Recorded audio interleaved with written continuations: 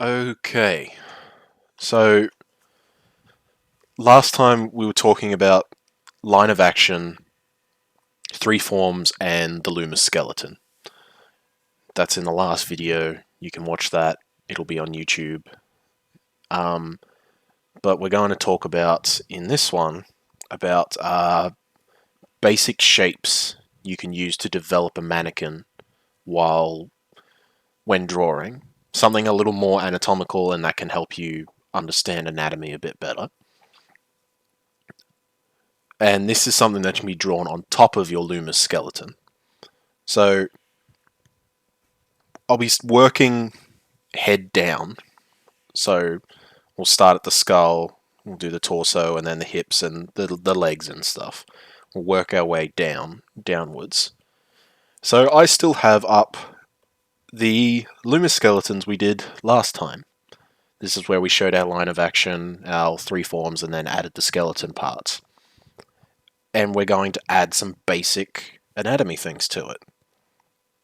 So when you draw this stuff, you want to draw it very lightly, because you're going to build up, and if you draw very dark, you can't build up from dark.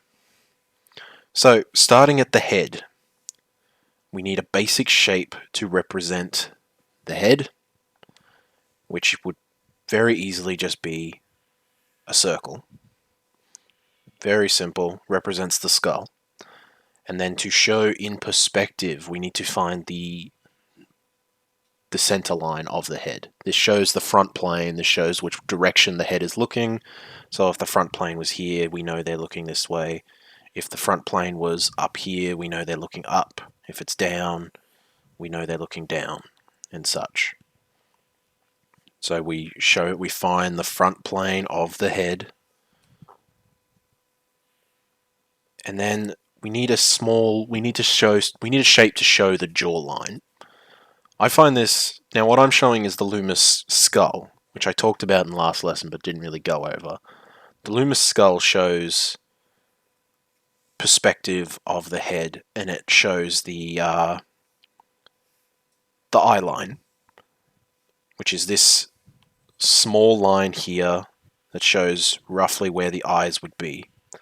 Then from there, we want to come down, show the bottom of the jawline, up, and there, with this one simple shape, we've shown the skull. This is all you really need. People, you don't need to, I need to draw the skull exactly as it is in anatomy if I'm going to draw. There's no point. There's really no point to draw the skull perfectly. You just need a shape to represent it. So, drawing with this pose, we need something to show the skull. So we find that nice circle to represent the skull, and then we need to find the center line. And as always, normally you wouldn't trace these. I'm simply tracing them for the sake of my own sanity, so I'm not stopping and starting and making sure everything's right. I can just draw and explain as I go.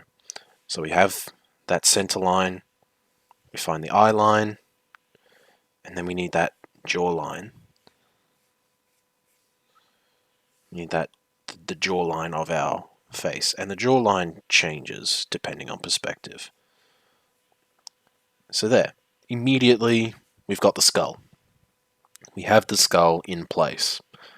So by moving down, next we have is the neck. We have the neck. So how do we represent the neck? Well, the neck intersects and connects into the skull and then curves outwards. It curves inwards to the body, I mean. So you can show the neck very simply with a sort of a cylinder, a bent cylinder, but with a bit of a difference. So you've got the cylinder here, and that can show the neck. But when you do the bottom, you sort of want it to be pointed. Because when you look at the body here, the neck comes down and it connects into, it doesn't connect at a perfect circle. It connects sort of pointed, coming into the center between the collarbone, like that. So if I was drawing through the forms, the neck would start here. You'd have that. It'd intersect with the bottom of the skull. It'd curve in, curves in, with that pointed shape at the bottom. And immediately we have our skull and our neck. No faffing about, it's there. Moving on, we've got our torso already. We've got our rib cage. We can see that there. So now we want to develop the trapezius. Now, the trapezius is usually predominantly seen on the back. It's seen on the back of the neck, on the back of the body mostly, predominantly. But as you can see here, we can see a small bit of it coming through the front, creating this sort of girdle around our neck. So we still need to show that if we're trying to understand anatomy better. So we can show that with just a very simple sort of curved triangle connecting into the neck. So already we've got our head, our neck, and our trapezius coming through, and already we're starting to see anatomy. It's already starting to look like we're drawing anatomy. So we've got our rib cage. So our next point would be our torso, shoulders. So the deltoids, your deltoids, and this is drawn very simply with a sort of a rounded triangle, sort of something. So it comes in and around, and then sort of a rounded triangle, kind of maybe a teardrop, sort of something like this. And this shape changes as perspective. So if we rotate it this way, if we rotate it coming this way around, it would become more visible. So the shapes change as they go slightly, but these are the basic ideas of them. So how does this work with our model? Well, hers is very simple. Hers comes up and around and inwards. And there we have her shoulders shown. So next is upper arm. Now the upper arm is broken into 2 points, 2 parts. You've got your bicep and the tricep. So the bicep is the stuff that is on the front of the arm here. This is the big meaty muscle when people flex their arm and they do those heroic poses. This is the muscle that is the one that pops up. It's the one that's most visible. While on the back we have the trapezius. And it takes up this small little area here. And you can show that with these shapes. So you can break it down into 2. And it changes depending on the muscle density of the person. So we see our female here. She's not very muscular. So the shape is very simple. It can just be a nice little oval. Nice oval to just represent the upper arm. Same with the other side. That nice oval that just shows form of the arm. Now before we go into the lower arm, let's talk about the upper chest. So people when drawing, they have a bad habit of going, okay, I'm drawing a female character, pectoralis major doesn't matter. It's only when I'm drawing men that the pecs matter. Wrong. Females still have pecs. They're just not as defined or large as they would be in a male. So they still work the same. They still are there and they still affect how the body looks.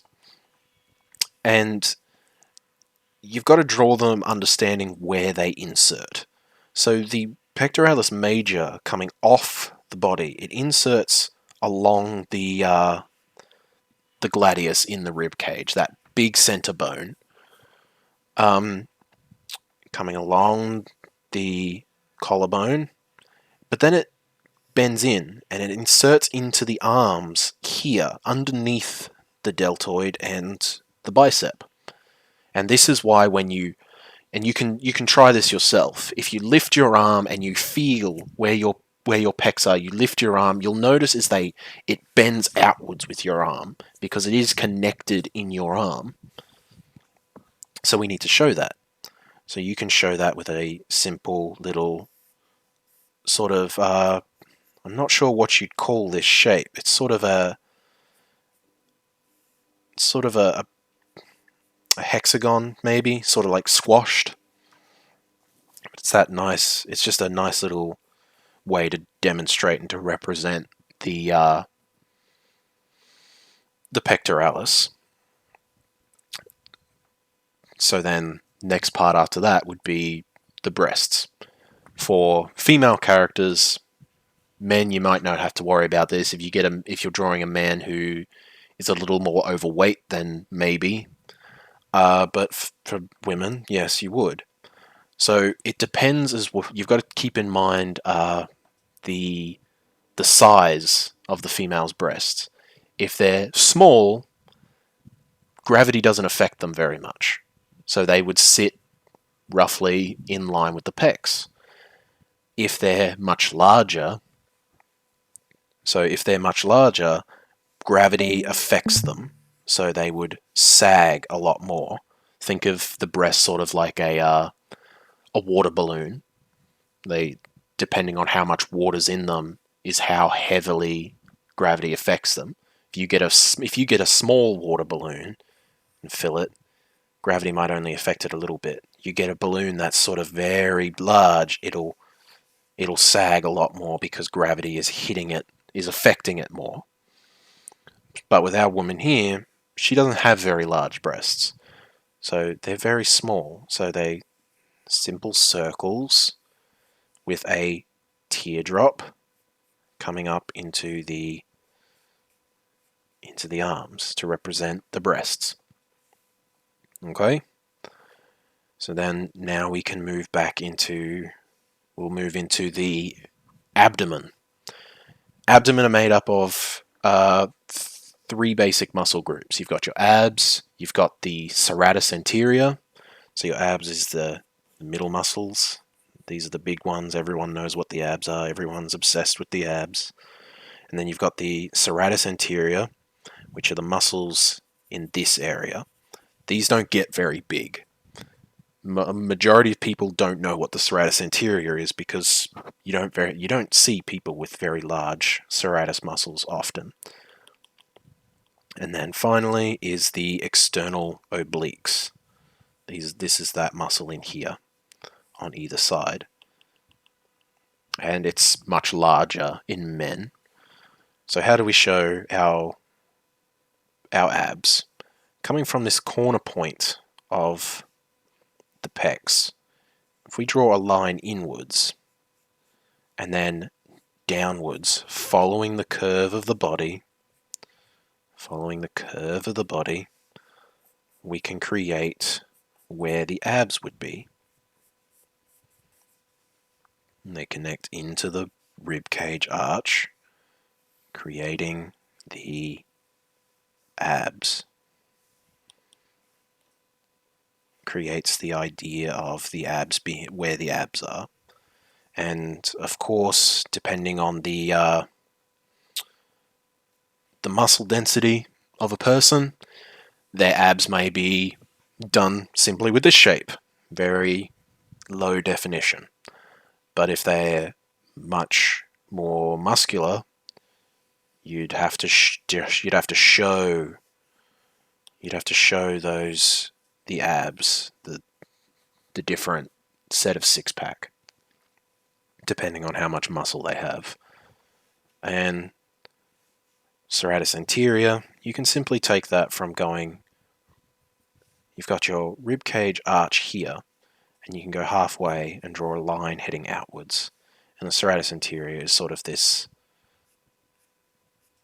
ladder works pattern. It creates this sort of pattern as it goes, as the muscles, they connect into each other and pull on each other as they go. So you can show the serratus anterior very simply with that. But for our character, she doesn't really need it. She doesn't have very defined serratus. And then, so we can follow the rib cage because she doesn't have much muscle here. It'll poke out, the skin will come off a bit from the rib cage and follow down and around. And then we can show the obliques, this muscle in here. This muscle in here that sits on the outside edge of the abs, and this is what helps you with your twisting and your turning and you're pivoting your body upright. So there we've got our arms, we've got our torso, and we've got the beginnings of the upper body. All that's left is to do the upper arm. So I find that the upper arm, the lower arm, the forearm, I find it easy when doing the forearm to think of it like an elongated teardrop. So it's got that teardrop pattern, and then it also extends off, because this is where sort of the bicep would insert into here. So we follow the arm, and we've got the arm coming in and around here with a bit there to show that it all connects together. Same as before with the Luma skeleton showing the hand with that little pack of cards, but we can add a triangle off the edge to show the fatty part of your hand where your thumb comes off of with the thumb, and then another little shape to show where the fingers would be. And this shape, there's no one way to do this shape. It depends on where their fingers are. You just want to give the idea of where their fingers are. So same with this body. We can see the inside of the arm in this. So we might put a little triangle there to show that bend in the arm, the bending point of the arm. And again, it comes off, and it comes off. We have our hand with that fatty pit, and the thumb and the fingers. And if I take our picture away from underneath, we can see the muscle groups. We can see it all coming together. We're building up from the Luma skeleton to muscles, and it's much easier to show. So what's next is our hips, our waist.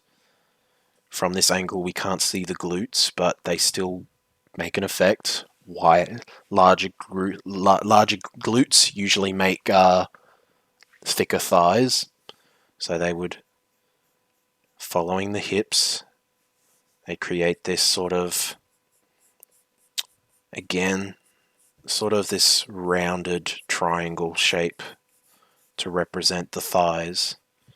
And sometimes you will have to draw through the forms. So we have our thighs there. Now, the kneecap is difficult. I have yet to find a way to represent the kneecap that is perfect, but I show it with this sort of diamond with a line in the middle, the line being the center point of the knee, and then you follow the knee upwards.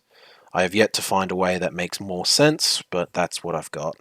Then you can show this sort of a lopsided oval to represent where the knee sits in the body. Coming off there, it follows that arch, and then we have to show the calf muscle. Now, when doing the calf muscle, the calves aren't even, they're not symmetrical. People think you do the calf muscle and it's the same on each side. No, this looks strange. If you had someone's legs and they were the same on each side, it looks odd. You'll notice is that the calf muscle is sort of lopsided, with the outer calf being higher than the inner. Same on the other side, the inner calf and the outer calf, because the outer calf is where most of the muscle sits. It's the greatest form of mass because that's where this part of the calf is representing mainly the back, and you're seeing it from the front because it's bigger. It's got a lot more mass behind it. So when we're showing it, we show it with that curve, and if we did the Loomis skeleton, you can see we've already got the outer curve there. We've already got that outer curve from when we did the skeleton. And you can do this, and to show that, you can draw a center line, because you'll usually see the shin bone a bit. But on this angle, we can't, so it comes out very slightly and in. So there's our lower leg. So next is the ankle. The ankle bone I show with a shape it's a curve with triangles coming off the side. And this isn't meant to be 100% accurate anatomically. This is meant to be understandable, more understandable than trying to draw it 100% accurate. And just like our calf muscles, where the outer calf is where most of the muscle sits when it's facing you, the ankle's the other way. The inner ankle sits higher. So same with this one, but we have to draw it in perspective this time. We show that ankle, and then same shape we used for the Loomis skeleton, of that sort of flipper. But if we take it all away, take our shape away, there's our shape. And we've got all the anatomies there. It all looks anatomical. We can see muscle groups, we can see them, we can all put them together and see them. But it's kind of useless if it doesn't extend to men. So I'll do this very quickly. It's the same thing. Nothing changes. Show that neck with that rounded, with that pointed sort of cylinder bottom.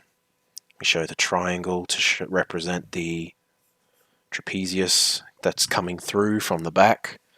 You've got that deltoid, and because he's got larger deltoids, we can show it with a much more aggressive angle. And I'm talking about this in terms of illustration. If you're trying to do photorealistic, you want it to be realistic, but we're talking about illustration, so you exaggerate things.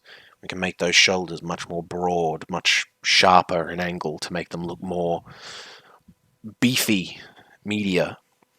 Then we've got the bicep and the tricep. So his triceps are a little defined, so we can show those with a sharp angle to exaggerate them.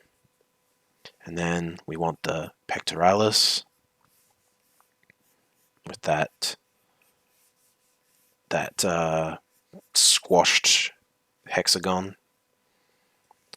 Then we can go to the arms.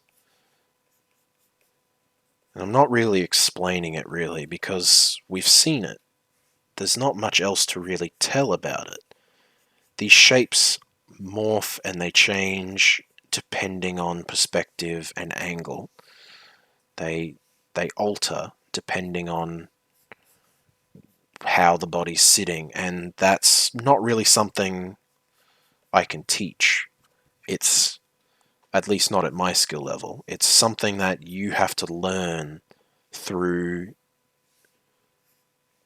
doing anatomy yourself, doing figure drawing, observing people, figuring out where things sit, how large they are, etc. So he's got much more defined rib. He's got much more defined six-pack, so we can show that with that simple shape. And then his legs coming in. And again, you're not looking for 100% perfection. You're just looking to learn. You'll get things looking more and more anatomically correct as you go, as you do this more and more. And it won't be an immediate thing. It'll never be something that you'll just wake up one day and go, well, I know anatomy. It'll never happen. I'm sorry to tell you this. It takes a long time of doing this stuff every day to learn. And you want to do this for every day. You want to do these figure drawings. You want to do gesture, proportion. You want to pick a topic that you're struggling with and practice it. And you want to practice something every day for at least 30 minutes. And if you say, I don't have 30 minutes, well, cut out the time you spend watching YouTube, cut out the time you spend watching Home and Away or all these other useless things that you're not creating, you're just consuming. Video games. If you play video games, spend 30 minutes less playing video games and spend it drawing and learning. Because everyone has 30 minutes. And again, we take away the forms underneath and we have the body. Everything is the same. It all works the same. It all comes together, creating these forms and these shapes. So the next question is, does it work in different angles? Well, yes, of course it does. It'd be silly if it didn't. So again, we've got our Loomis skeleton ready. And I'll have to talk over this a bit because it's at a different angle. We have to take different things in consideration. The head's the same thing. This time it's just at a different perspective. So we show the head. We show that skull in perspective. Neck. We can see the neck much more clearly from this perspective. But we can't see the front much. Shoulders, same thing. Our female character here doesn't have very defined shoulders, so we don't make them very big. We've got our trapezius.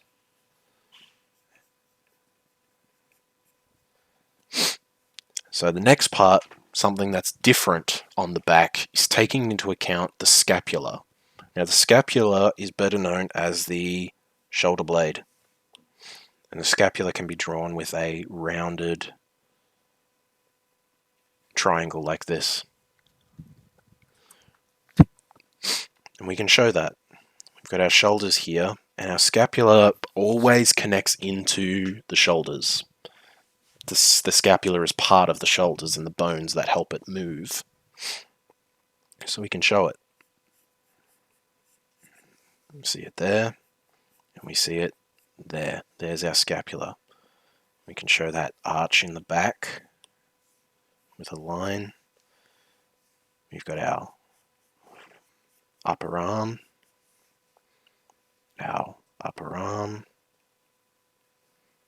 We've got our lower arm, we've got our forearm, our forearm. And in this pose, we see the arm is making a bit more of a drastic change.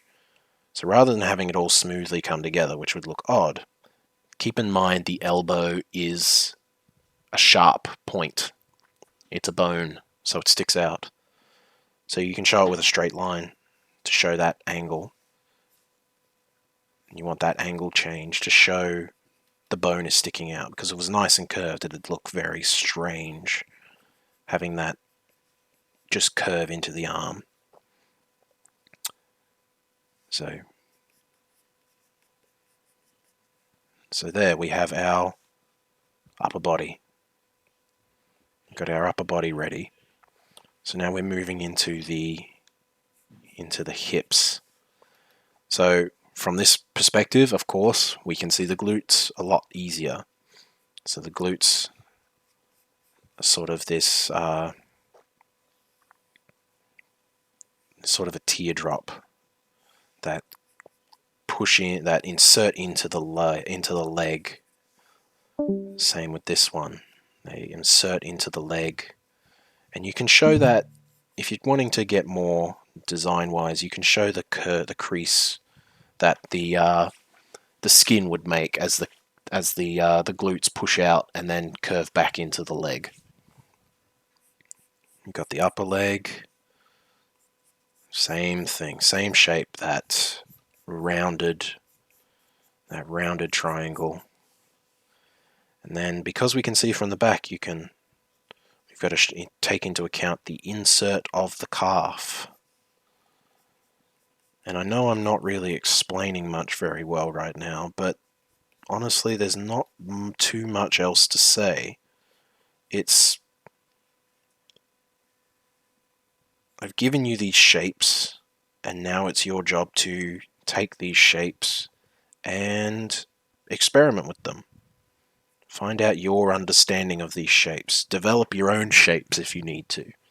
And as you learn anatomy more, as you get your own understanding of anatomy more, you'll find shapes that work for you. The shapes that I use might not work for you. They might make absolutely no sense. And that's not bad. There's no problem with saying it makes no sense. If it makes no sense, go and talk to someone else. Go find people, find lots of different explanations until you find the one that makes sense to you. And if people tell you, oh, well, you can't do that, you'll offend someone. They can get stuffed. The whole point of learning is to learn. It is not about feeding someone's ego. If a teacher tells you a way that makes no sense to you, you have all right to tell that teacher it makes no sense. If they get offended by that, that's their issue. You're trying to learn. You're not trying to be a yes man or a yes woman and just tell them that they know everything. There's no point in that because it doesn't help anyone. It benefits no one. The only person it benefits is the person whose ego is getting stroked. So take into account that sometimes you'll learn things from people and they won't make sense. There's no harm in that. There's no harm in that at all. Everyone understands things differently. Everyone does. So we can show our glutes. That's a bit odd.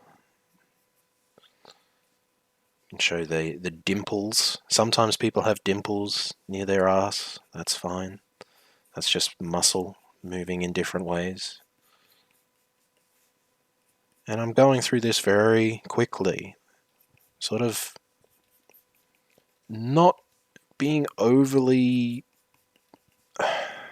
what's the word? Not being overly concerned about getting everything 100%. Because normally if I do this without tracing, I do the same thing.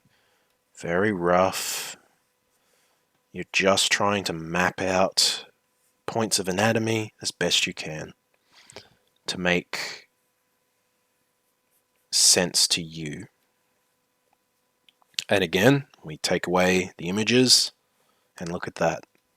We have some very strong anatomy displayed just from those very simple shapes. We have anatomy displayed very well and understandable. And as I've said, as you develop, as you learn more about anatomy, and I don't mean just figure drawing, I mean literally going online and finding anatomical books, finding anatomical stuff. So stuff where it shows the muscle, where it shows the skeleton and the muscles connecting with the skeleton and such. Stuff like that. You'll understand anatomy further. So how does it go with more dynamic poses? And everyone's going to know what I'm going to say. It's the same thing. It's the same thing. Nothing has changed. It's just different perspective and different relations between them. So we find that head, we've got that front plane, we find the eye line, the chin, there's the skull. We've got the neck, and you can see this much easier with this neck, that pointed bottom I'm talking about. You've got the trapezius, and in this pose, because her arm is coming way up above her head, her trapezius is also squishing down. So it's still there. It's still there. It's just very small because it's being squished and it's also hidden by perspective. So next is the deltoids. She hasn't got very large deltoids, so you can show them with very small, reserved shapes. You've got the upper arm. You've got that elbow, that nice sharp point, that sharp plane change, I should say, rather than a point, with the hand here, that fatty part of the thumb, and you show where the fingers would be. Same with this arm. You've got that upper arm, you've got the forearm, the hand coming together, with that fatty part for the thumb, and the fingers. And we take our image away, already we can see the arm, we can see the muscles of the arm developing. They're not 100% accurate, but they're there. And from there we can keep building. So what would be next is the pectoralis. Comes up, and this one, it changes very drastically. The shape changes a lot because of her arm placement. Rather than it being that, very simple, this thing, it changes a lot because her arm is so far up. But you still want to keep that shape in mind. You want that shape in mind. You just want to also draw it in relation to how it's changing because of her pose. How it's changed because of her pose, rather than just going and drawing it exactly the same and expecting it to look right. So you can see pectoralis is here. Again, we can draw the breasts going up into those deltoids. Same with this side. That water droplet. We can see here from the back, we can see the side. So a big mistake I see a lot of people doing is they draw this section of the body connected with the bicep, with the pecs, this line we've put for the pecs. And then they draw it like that and they're like, why does it look wrong? Well, it's because you've chopped off her entire back. So you've got to keep in mind the back. You've got to keep in mind things coming from the front. So then we can show the abs. We can show the abs coming through. Got those hips. Got the glutes coming. We can see her glutes from the back.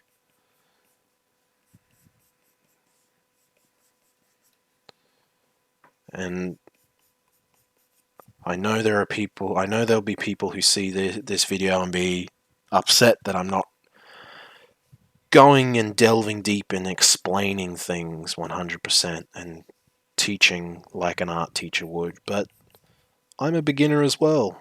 You're beginners learning from a beginner, and this is just my understanding of it, and I hope that it helps other people. So I'm not a teacher, but this is just my method that makes sense to me. We can show that rib cage, and then it curves into the stomach. And once again, we take away that image underneath. Anatomy. There it is. You can see all the anatomical stuff. We can mark out where her belly button is. There's the center line, her hips. And the reason we're wanting to learn real anatomy is once you've got real anatomy, you can exaggerate it. And I'll demonstrate that with this. So I will not use the shape underneath. I will not use the picture underneath. And I'll show you, you can still do this with just these basic shapes and morph them and alter them and change them and draw them in perspective without needing reference. So we've got our head mapped out, and I can draw the head here. We know this is a we know this is a male pose. We know this is a male pose, but what if instead we drew it as a female? We drew it as a woman. So we've got the neck coming in. Now we've mapped it out as a male, so the shoulders are very broad, but we're going to draw it as a female. So we simply lighten things up. We slim things down a bit to make it more female, less bulky, so to say. And I hope showing that you can take a male pose and then draw it as a female is a good example of why I do things this way, because it means I'm not restricted to a pose. I'm not restricted to it. It's not like I want to draw a pose of someone throwing a punch and I have to look for a female doing that pose, because I can literally find any pose I want and then just draw the female body using the anatomy, because all of it comes together the same way. It all morphs together. So let's say she's got larger breasts. So larger.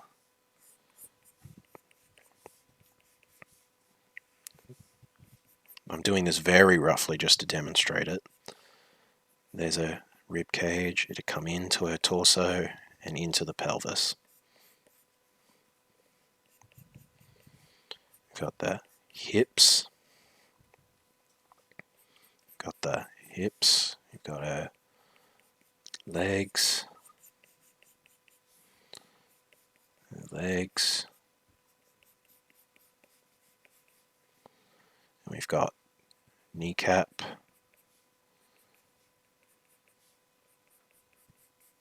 And her calf muscle with her foot. And then we've got same on this side, kneecap with her calf muscle, front of the leg.